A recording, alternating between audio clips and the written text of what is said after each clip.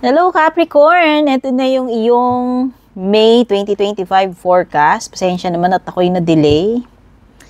May mga inasikaso sa ospital.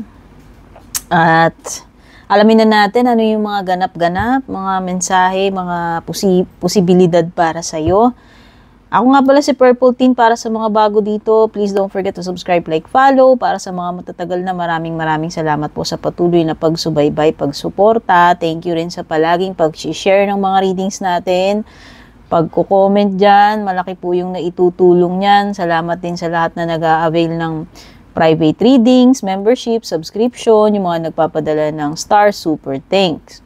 Yung mga interesado sa private reading ko, tignan nyo na lang po yung mga nakasulat sa description. Wala po ako superpowers. Hindi ako psychic. I-relay ko lang sa inyo ano yung mga energies na nasasagap ng cards. No? I-interpret ko lang siya para sa inyo. Hindi ko rin kontrolado kung past, present, or future energy man tumutugma sa inyo yung mga energies dito. Okay? First card mo is the flag and then followed by urn. Oh no, urn. And then you have emerald and cabin.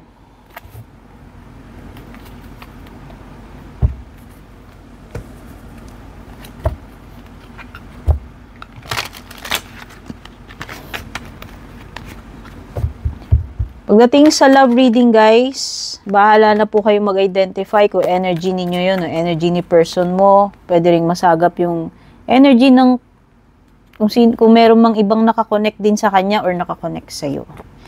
Okay? Kumbaga, I'm just here to read the cards for you. Hindi ko kontrolado, wala ko alam sa mga background ninyo. Okay? May mga signs na lumilitaw dito, maaaring may kaugnayan sa sitwasyon mo o wala. May Aries, may Cancer, may Taurus, may Libra, Gemini. You also have earth signs, water signs, or Leo.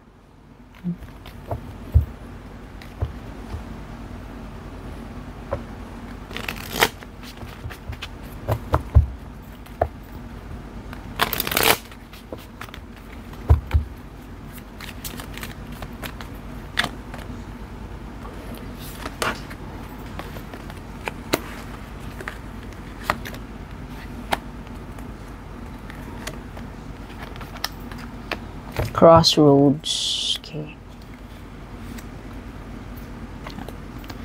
So, simulan na natin dito sa flag. Wow! Definitely may success for you this May.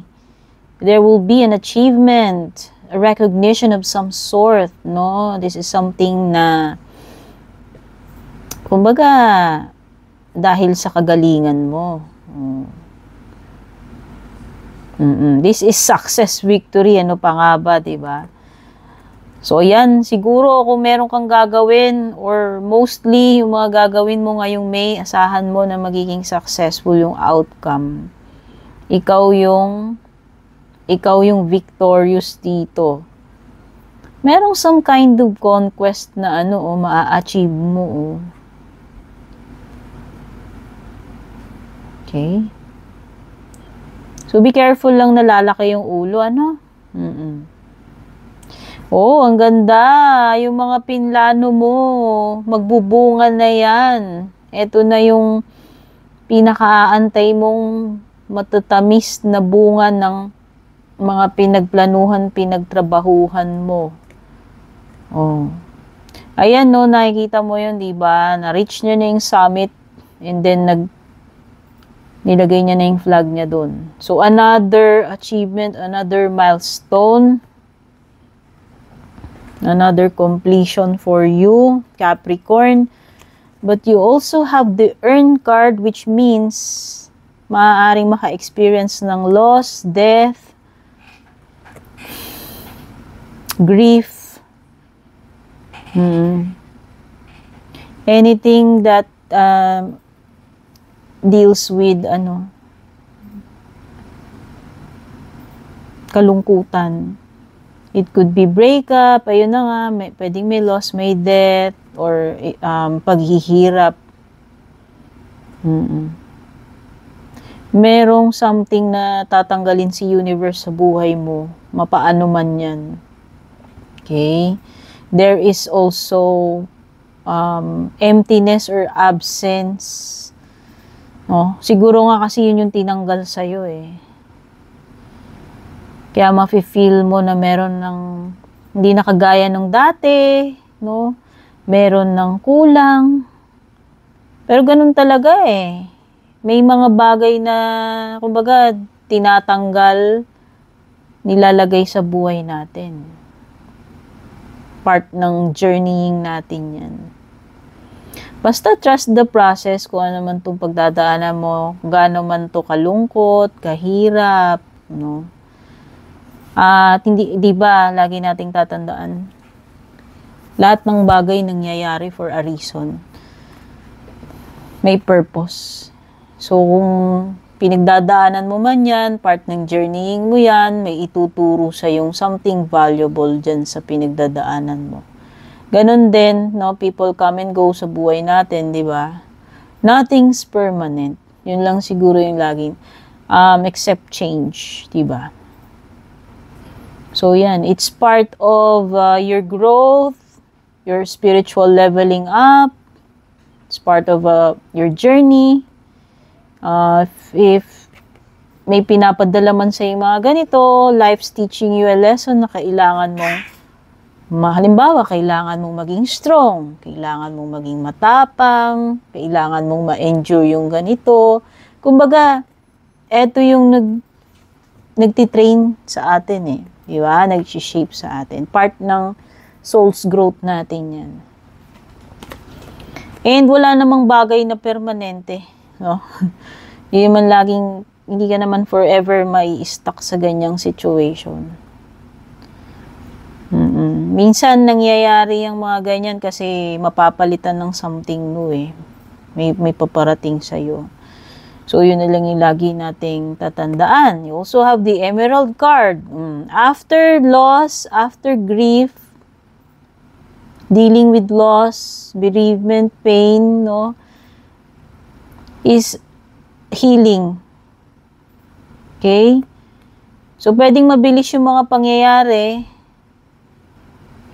Oo. After netong defeat, after ng loss, sorrow, is andito na yung healing recovery period mo. At least, diba? Makakabangon, makaka-recover, yun naman na importante.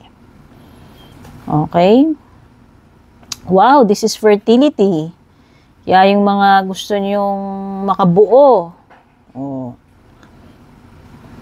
Now, fertility is not always about pregnancy. Pwede rin naman siyang sa ibang bagay.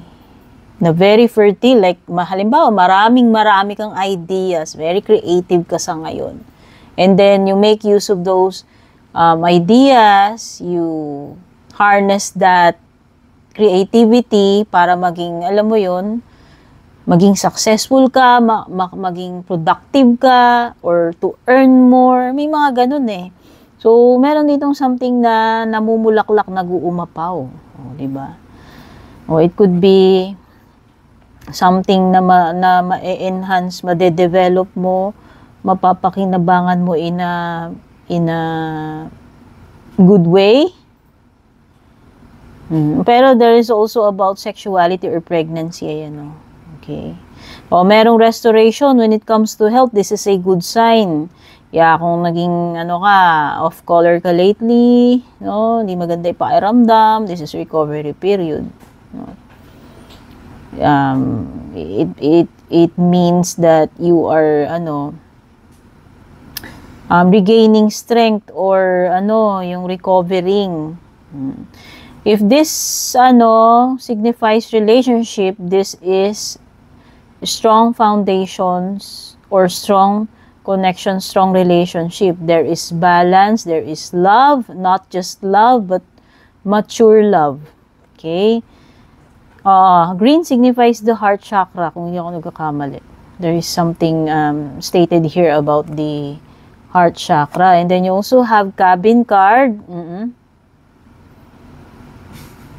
Some of you have a tendency na i-isolate na naman ang sarili ninyo this May, Capricorn, for some reason.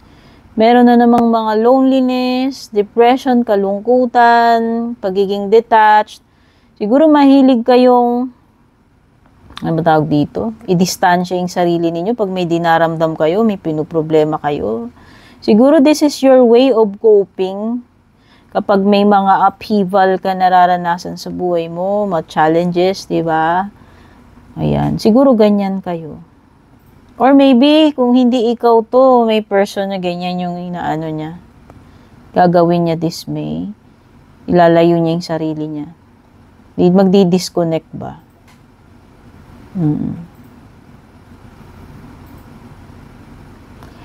Or pwede talagang may dumidistansya, magkakaroon kung relationship to, pwede magkakaroon ng cool off, time apart, distansya, amigo.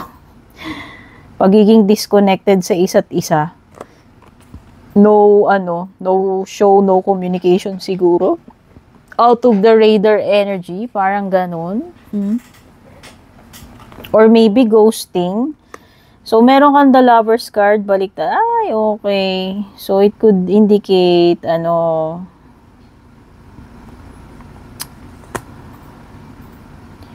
tampuhan, awayan, hiwalayan, cool off, no?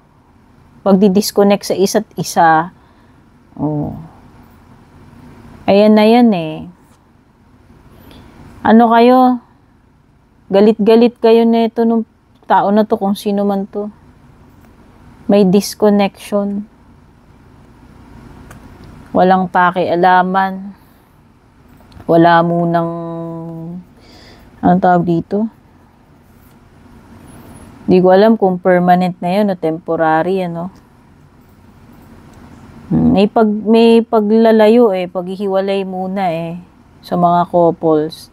Ayan talaga achievement mo, evident with the flag card and the world card. So, this is another milestone, another trophy, achievement. Congratulations sa iyo, Capricorn, kasi meron ka na namang something na makukumpleto, ma-achieve, mapagtatagumpayan, no? Meron something talaga magtatapos kasi the world is completion, graduation eh. Pero kasi itong graduation na to eh, nagsisignal ng magsisimula ka na uli ng panibagong journeying or chapter. Okay? So, this is a positive card na nagre-relate dito sa iyong flag card a while ago. And you also have 2 of coins. Baliktad, no?